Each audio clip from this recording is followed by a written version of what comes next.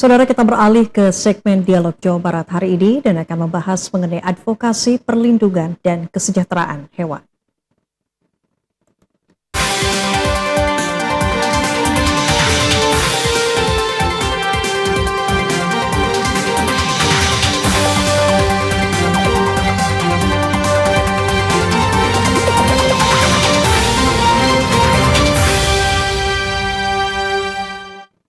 Ya, saudara, perlindungan dan kesejahteraan hewan bukan hanya menjadi tanggung jawab para pecinta hewan, tetapi juga bagian dari upaya dalam membangun masyarakat yang berempati dan juga beradab. Di line Zoom kami telah terhubung bersama dengan National Advocacy and Policy Drafting Coordinator Koalisi DMFI, Benedikta Erika, dan juga Field and Investigation Manager Koalisi DMFI, Mustika. Selamat sore, Mbak Erika dan juga Bu Mustika. Selamat sore, Mbak Amel. Baik, terima kasih telah berkenan hadir di Jawa Barat hari ini, Mbak Erika dan juga Bu Mustika. Mungkin kita akan membahas terkait dengan kampanye terbaru begitu ya, serta juga audiensi yang mungkin ini baru-baru saja dilakukan oleh Dog Meat Free Indonesia bersama dengan instansi pemerintah terkait dengan penegakan kesejahteraan hewan. Kalau kita berbicara soal capaian begitu yang mungkin ingin diraih melalui kampanye tersebut, apa sebetulnya, Mbak Erika? Silakan. Ya, jadi terima kasih Mbak Amel.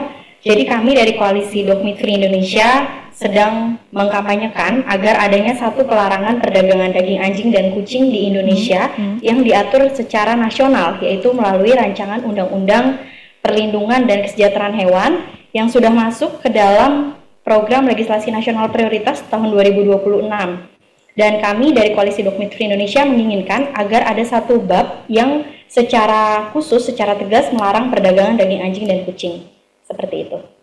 Baik, karena memang secara undang-undang ini di tingkat nasional belum ada aturan yang secara lugas atau secara jelas begitu ya untuk bisa melarang perdagangan daging anjing dan kucing. Betul ya, Mbak Erika? Iya, betul. Sampai saat ini belum ada peraturan di tingkat nasional atau undang-undang yang secara langsung. Baik. Kemudian Bu Mustika, ini kalau kita lihat dari peta jalur perdagangan daging anjing dan juga kucing sendiri di Jawa Barat, ini kalau kita lihat berdasarkan investigasi terbaru, ini wilayah mana saja mungkin yang teridentifikasi sebagai titik rawan dari pengepulan terbesar atas hasil riset selama ini, Bu Mustika? Hasil dari investigasi kami yang menunjukkan di daerah yang paling banyak itu di daerah Garut, dan ini Jawa Barat yang tertinggi ya di Garut itu dengan Subang itu karena pengepulan di sana udah banyak sekali, bahkan di pelosok-pelosok sana. Baik, berarti di wilayah tadi disebutkan di wilayah Subang begitu ya. Nah, kalau kita lihat di wilayah tersebut yang paling sering ditemukan di Provinsi Jawa Barat, apakah ada pola yang mungkin polanya sama begitu ya di wilayah-wilayah tersebut atau juga di wilayah lain yang mungkin frekuensinya lebih kecil atau jumlahnya lebih sedikit terkait dengan perlakuan terhadap hewan yang diperdagangkan dan juga bagaimana ini dampaknya, Bu Mustika? Ya, untuk dampak saat ini ya yang paling sangat mengkhawatirkan dari perdagangan ini dan pengepungan itu kan resiko yang tertinggi yaitu soal wabah penyakitnya ya, yaitu virus rabies dan juga masalahnya dari Jawa Barat sendiri kan daerah yang memang masih terkenal dengan virus rabies ya, sehingga dia terkunci dengan itu HPR gitu.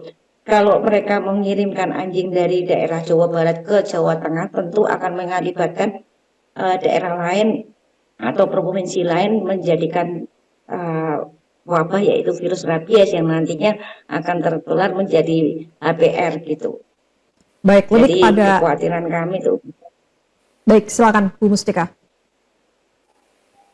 Ya, jadi perdagangan daging anjing yang di Jawa Barat ini saat ini sangat mengkhawatirkan untuk daerah-daerah provinsi lainnya, terutama yang berdekatan yaitu Provinsi Jawa Tengah gitu. Baik, jadi lebih terfokus pada dampak risiko penyebaran zoonosis begitu ya, seperti rabies atau juga bakteri-bakteri berbahaya akibat dari konsumsi serta mobilitas perdagangan daging anjing ataupun kucing yang tidak higienis begitu ya. Kemudian Mbak Erika, kalau kita melihat pasal begitu ya, pasal-pasal apa saja sebetulnya dalam draft penguatan RUU Perlindungan dan juga Kesejahteraan Hewan yang mungkin ini sedang diperjuangkan untuk menutup celah hukum bagi para pelaku perdagangan daging anjing dan juga kucing? Ya, jadi kalau untuk pasal, memang kami fokus, kami dari Koalisi Dog Meat Free Indonesia fokus untuk mencegah atau melarang adanya satu kegiatan perdagangan. Jadi perdagangan ini melibatkan serangkaian kegiatan, mulai dari proses mendapatkan hewan, yaitu anjing dan kucing, kemudian proses pengangkutan, hingga kami menggunakan terminologi penjagalan atau pemotongan, jadi proses untuk mendapatkan dagingnya. Itu adalah hal-hal, dan kemudian setelah itu distribusi dan juga penyajian daging tersebut dalam satu bentuk olahan makanan.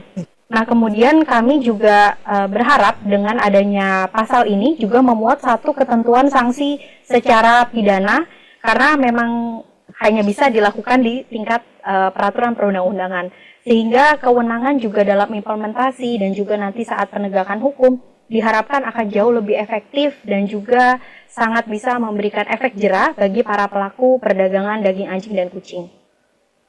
Baik, seringkali mungkin kalau kita melihat laporan begitu ya, terkait dengan laporan investigasi ini sudah diserahkan, namun tindak lanjut hukum di lapangan juga ini dirasa masih kurang memuaskan begitu ya. Sebetulnya apa kalau kita lihat dari tantangan terbesar bagi tim ketika berhadapan dengan pelaku perdagangan di akar rumput, seperti apa sebetulnya, Mbak Erika mungkin bisa menjelaskan? Mungkin ini bisa akan lebih dijawab oleh Ibu Mustika. Baik, silakan di lapangan. Iya, jadi tantangan ini kan sebetulnya kan kembali lagi bahwa anjing dan kucing itu kan bukanlah bahan untuk dikonsumsi, mereka adalah hewan peliharaan. Jadi kalau kami melihat hal semacam itu tuh jelas-jelas akan membuat kami sangat memprihatinkan, terutama kepada mereka yang harusnya lebih berpikir lebih bijak untuk kesehatannya masyarakat sendiri ya, dan utama bagi pemakan itu.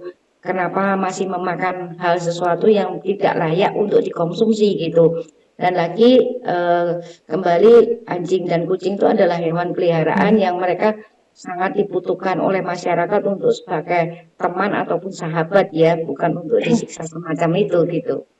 Dan keprihatinan ya nomor satunya resiko dampak kesehatan. Baik, lagi-lagi tadi risiko dampak kesehatan yang paling digarisbawahi begitu ya, terkait dengan dampak kerugian dari perdagangan anjing dan daging anjing dan juga kucing. Kemudian Mbak Erika, ini tanggapannya dari DMFI sendiri. Kalau tadi kita kaitkan dengan ketegasan atau juga regulasi begitu ya. Kalau dari Pemprov Jabar sendiri ini dalam menerbitkan regulasi atau juga pergub begitu ya terkait pelarangan perdagangan daging anjing dan kucing, kalau kita bandingkan dengan langkah progresif yang diambil oleh wilayah lain seperti DKI Jakarta, ini seperti apa Mbak Erika? Ya, jadi kami memang sebetulnya kami dari koalisi DMFI ini selalu konsisten untuk melakukan bentuk-bentuk advokasi kepada pemerintah baik di tingkat nasional maupun tingkat daerah. Salah satunya adalah kami selalu mengirimkan surat ke berbagai daerah termasuk Provinsi Jawa Barat dan juga kota kabupaten untuk melakukan satu audiensi yang juga pada intinya, pada fokusnya untuk mendorong adanya satu perhatian dari pemerintah daerah terhadap isu perdagangan daging anjing dan kucing dalam bentuk mungkin bisa berbagai regulasi yang bisa diterbitkan oleh pemerintah daerah. Nah, sebetulnya kami juga mengapresiasi bahwa Provinsi Jawa Barat ini menjadi provinsi yang secara kota dan kabupaten yaitu sebanyak 27 ini sudah full semuanya menerbitkan surat edaran yang pada intinya peningkatan pengawasan terhadap kegiatan perdagangan daging anjing dan kucing. Namun memang surat edaran ini kan tidak bersifat mengikat kepada masyarakat secara umum, tapi memang mengikat secara instansi saja. Sehingga memang kami masih mendorong untuk adanya satu regulasi yang memiliki kekuatan hukum lebih, daya ikatnya lebih kuat dan juga bisa mengikat masyarakat. Nah, keberhasilan Jakarta ini sebetulnya menunjukkan bahwa pemerintah daerah itulah yang paling memiliki kewenangan untuk mengambil satu kebijakan dalam mengendalikan perdagangan daging anjing dan kucing. Karena memang langkah-langkah di Jakarta itu memang cukup progresif dan sangat baik dalam implementasinya. Jadi kami harap semoga Pemprov Jabar bisa mengambil langkah serupa begitu melalui regulasi yang bisa menimbulkan kepastian hukum dan daya ikat yang lebih baik. Baik, Mbak Erika dan Bu Mustika tolong dikoreksi kalau saya salah, karena kalau tidak salah ini Kementerian Pertanian sempat mengeluarkan surat edaran begitu ya, yang melarang penerbitan melarang terkait dengan perdagangan begitu ya daging anjing maupun kucing gitu di wilayah tidak hanya di wilayah Jawa Barat saja tapi juga di seluruh Indonesia. Nah, apakah dengan yang tadi disampaikan oleh Mbak Erika sendiri ini justru membuat masyarakat tidak bisa mematuhi secara utuh surat edaran yang dikeluarkan oleh Kementerian Pertanian tersebut? Bu Mustika mungkin bisa menjawab. Ya, saat ini kebanyakan mereka menganggap surat edaran itu hanya himbauan aja ya, dan tidak ada untuk efek jerahnya ataupun hukuman, dikarenakan bagi mereka itu hanya himbauan gitu. Sedangkan keseriusannya juga masih terlihat di lapangan kenyataannya pada sampai hari ini masih suplai anjing yang dari Jawa Barat masih masuk ke Provinsi Jawa Tengah.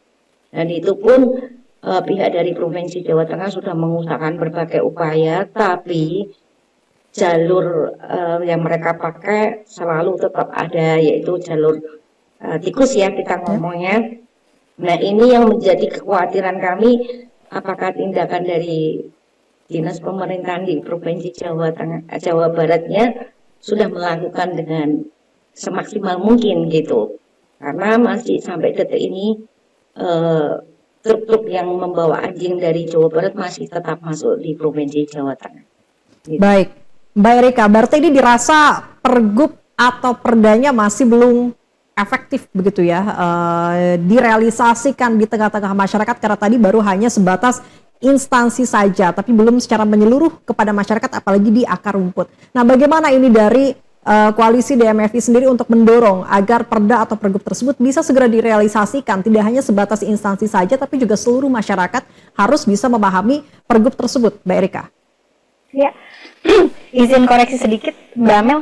Untuk di Provinsi Jawa Barat sendiri memang belum ada satu pergub atau perda di tingkat provinsi yang secara langsung atau eksplisit melarang adanya perdagangan daging anjing dan kucing. Nah, inilah yang kami dari Koalisi DMF ini selalu dorong agar pemerintah, khususnya di tingkat provinsi, mungkin juga Bapak Kepala Daerah, juga memberikan satu perhatian khusus, karena memang tadi misalnya ada satu bentuk evaluasi bahwa ternyata surat edaran yang sudah diterbitkan oleh 27 kota dan kabupaten ternyata belum bisa menghentikan secara penuh proses atau kegiatan dari perdagangan daging anjing dan kucing. Maka dari itu dirasa akan diperlukan satu peraturan yang lebih tinggi dan memiliki sanksi juga, yaitu adalah peraturan daerah dan juga peraturan gubernur mungkin. Mungkin seperti itu. Jadi kami terus mendorong supaya ada perhatian khusus dari kepala daerah maupun pemerintah tingkat provinsi. Baik, untuk solusi sendiri, karena mungkin pasti akan ada salah satu sanggahan gitu yang terkait dengan aspek sosial ekonomi. Nah, solusi yang ditawarkan untuk mengatasi aspek sosial ekonomi tersebut dari para jagal, juga pedagang daging anjing serta kucing di Jawa Barat, agar mereka ini dapat beralih ke komoditas pangan yang mungkin bisa kita katakan lebih legal begitu, Mbak Erika, ini seperti apa? Mungkin ini bisa disampaikan oleh Ibu Mustika ya, solusi untuk para pelaku usaha. Baik, silakan Bu Mustika. Untuk para pelaku usaha ya kembali lagi bahwa mereka berusaha dari penjualan anjing itu kan adalah pilihan mereka. Sedangkan pilihan untuk mereka yang lebih baik itu sebetulnya banyak. Jadi tidak ada sih alasan kalau mereka itu menyangkut soal ekonomi. Karena di sini mereka juga harus berpikir untuk kepentingan masyarakat yang luas gitu. Di sini sebagai pengusaha hanya memikirkan untuk masalah ekonomi pribadi, tapi mengakibatkan banyaknya korban yang berikutnya diakibatkan dari limbah-limbah usaha mereka, dari masalah konsumsi yang mereka makan itu tidak sehat, itu kan juga sama aja merugikan masyarakat yang lain gitu. Jadi mau tidak mau mereka juga harus berusaha dengan sendirinya, yaitu berpikir untuk kebaikan bersama. Jadi nggak ada sih alasan untuk masalah ekonomi gitu. Karena usaha apapun selama ini di Indonesia itu banyak gitu. Dan masih bisa dilakukan mereka. Entah dengan cara mereka berusaha menjualkan makanan yang lebih halal. Cuman mereka hanya berganti bahan baku yaitu daging anjing. Diganti ke daging ayam ataupun daging sapi atau daging lainnya. Jadi tidak merubah soal ekonomi sih saya rasa. Baik, seberapa sering kemudian ini Bu Mustika sosialisasi atau juga edukasi dilakukan di lapangan kepada para jagal atau juga pedagang daging anjing dan kucing agar mereka justru beralih kepada tadi komoditas yang mungkin lebih legal seperti daging ayam atau daging apapun yang mungkin biasa dikonsumsi oleh masyarakat, atau justru hasil dari sosialisasi dan edukasi ini mereka cenderung lebih sembunyi-sembunyi agar tidak terdeteksi lagi oleh koalisi dari DMFI sendiri. Seperti apa Bu Mustika? Dari hasil sosialisasi itu ada terlihat beberapa pengusaha yang di Karanganyar, mereka juga usaha jadi daging anjing berubah ke daging ayam, ada yang sukses dan bahkan ada yang tidak mau menyentuh lagi karena dia menyadari bahwa itu merugikan konsumennya utama. Nah, dia berpikir lebih bijak, itu ada yang berhasil dan ada juga yang masih berusaha sembunyi lagi dengan cara yang lebih memakai COD ataupun yang lainnya, tapi dikarenakan soal mereka tidak bisa bekerja yang lain karena dia hanya memikirkan soal keuntungan yang besar. Jadi pertimbangan kami itu kembali lagi soal ekonomi yang mereka dapatkan, uang yang mereka dapatkan, bukan soal masalah pekerjaan. Sebetulnya itu kesadaran dari mereka, kesadaran mereka untuk segera berlaku yang lebih bijak dan lebih bekerja sama dengan pemerintah untuk tidak banyak membuat resiko di kota atau di negaranya utama. Karena dari 37 pulau di Indonesia ini, provinsi di Indonesia ini hanya tinggal 8 provinsi yang terbebas dari rabies, sedangkan ekonomi harus tetap dibangun gitu. Baik, sosialisasi dan edukasi jelas sudah dilakukan, tapi ini kembali lagi kepada masyarakatnya begitu ya. Dan hanya saja memang kita mengharapkan bisa mengikuti arahan dari koalisi DMFI sendiri untuk bisa lebih beralih ke komoditas yang lebih legal dan juga lebih aman bagi kesehatan masyarakat. Kemudian Mbak Erika, ini bagaimana bentuk kolaborasi yang mungkin diharapkan dari masyarakat sipil begitu ya pasca audiensi ini, dan kemana sebetulnya jalur pelaporan yang aman jika ada warga yang menemukan indikasi perdagangan atau juga penjagalan kucing dan anjing di sekitar mereka? Ya. Jadi memang kami sangat mengharapkan partisipasi aktif dan proaktif dari masyarakat, yaitu yang kami selalu bisa menerima aduan, dan memang sudah selama ini dari tahun 2017 kami banyak sekali menerima laporan dari masyarakat terkait dugaan atau kemudian memang sudah ada bentuk nyata atau bukti nyata bahwa terjadi perdagangan daging anjing dan kucing. Kami menerima hotline yang dapat diakses melalui Instagram kami @dogmeatfreeindonesia. Ini memang kami buka dan kami tentu saja menjaga kerahasiaan data dari para masyarakat. Dan juga selain itu kami selalu membawa hasil temuan yang dari laporan masyarakat ini setiap dalam audiensi yang kami lakukan dengan pemerintah.